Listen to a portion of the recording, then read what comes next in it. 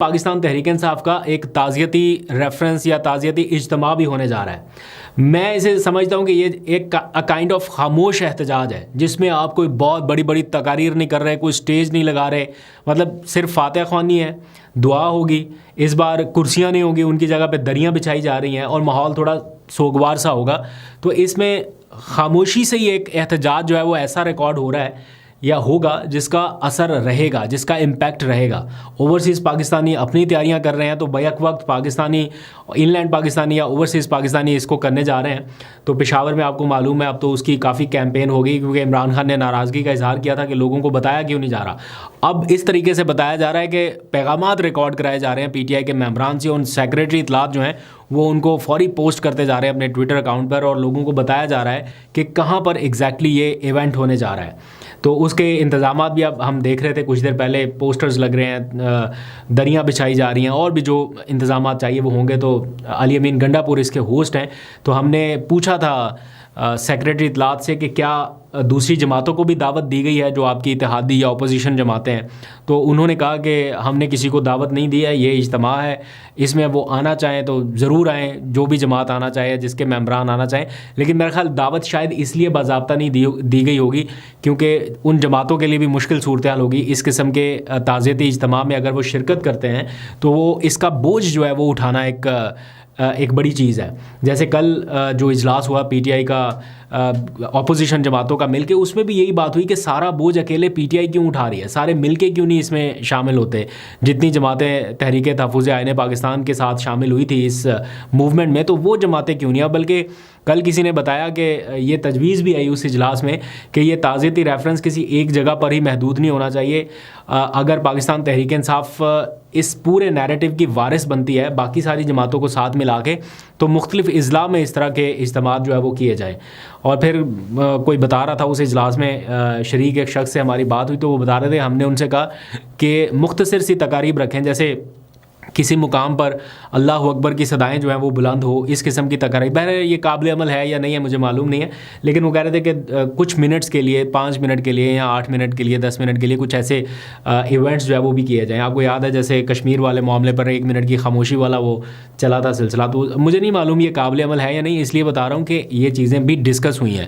ان کی منظوری ظاہری بات ہے، دینا نہ دینا فیصلہ کرنا وہ پاکستان تحریک انصاف کا اور ان سارے لوگوں کا کام ہے، لیکن یہ کہا گیا ہے کہ مختلف تقاریب مختلف اضلاع میں ہونی چاہیے۔ اب آ جائیے ذرا سپریم کورٹ کی طرف۔ ایک بڑی دلچسپ صورتحال پیدا ہوئی ہے۔ سپریم کورٹ کے 2 سینئر ججز ایک دوسرے کو خطوط بھیج رہے ہیں، جوابات دے رہے ہیں، پتہ نہیں ملاقات کر کے نہیں بات کر پا رہے، لیکن خطوط بھیج رہے ہیں، ایک طرف سے آ رہا ہے پھر دوسری طرف سے آ رہا ہے۔ Justice Jamal Khan Mandokhel versus justice منصور علی شاہ، ان دونوں نے ایک دوسرے کو خط بھیجے ہیں، اور پہل کی ہے جسٹس منصور علی شاہ نے۔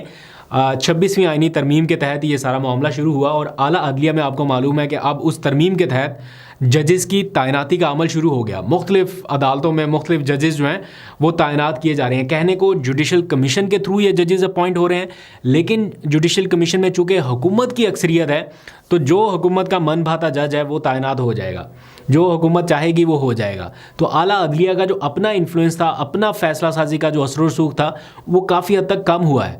تو اس سارے معاملے پر جسٹس منصور علی شاہ نے جسٹس جمال خان مندوخیل کو ایک خط لکھا، کیونکہ وہ رولز بنانے والی کمیٹی کے سربراہ ہیں، اور ان سے کہا کہ پاکستان کی عدلیہ اس وقت تاریخ کے سب سے یوں کہہ لیجیے کمزور ترین دور سے گزر رہی ہے، اور میری رائے میں جب تک جوڈیشل کمیشن کے رولز نہیں بن جاتے ہمیں ججز کا تقرر نہیں کرنا چاہیے۔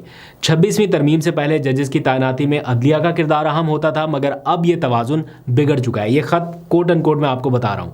پھر انہوں نے لکھا کہ اب ججز تعیناتی میں ایگزیکٹو کا کردار بڑھ گیا ہے، یعنی حکومتی کردار بڑھ چکا ہے، لہٰذا جوڈیشل کمیشن کی تشکیل میں غیر معمولی تبدیلی سے اعلیٰ عدلیہ میں ججز کی سیاسی تعیناتیوں یا ایسے ججز کی تعیناتیوں کا خطرہ بڑھ گیا ہے جو قانون کی حاکمیت کے نظریے پر کامل یقین نہیں رکھتے۔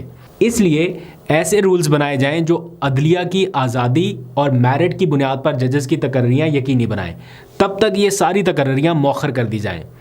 آج اس کا جواب دیا گیا ہے جسٹس جمال خان مندوخیل کی جانب سے، اور انہوں نے جو خط لکھا اس میں وہ کہہ رہے ہیں کہ آپ کی تجاویز کو پہلے بھی کنسیڈر کیا ہے اور کل کے خط والی بات جو ہے اس کو بھی دیکھیں گے، اور آئندہ بھی آپ اپنی تجاویز رولز کمیٹی کو دے سکتے ہیں۔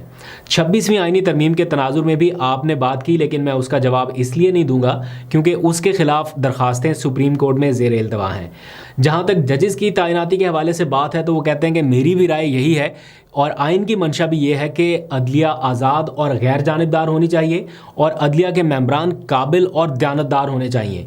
اسی مقصد کے لیے رولز بنا رہے ہیں، اور میری معلومات کے مطابق 21 دسمبر کو ہونے والے اجلاس میں آپ نے بھی ججز کے لیے نام تجویز کیے ہیں، اور میری تجویز یہ ہے کہ آپ اپنے نام قواعد بننے کے بعد تجویز کریں۔ آئندہ اجلاس 16 دسمبر کو ہونے جا رہا ہے، اور اس اجلاس میں رول سے متعلق آپ کی تجاویز زیر غور لائی جائیں گی۔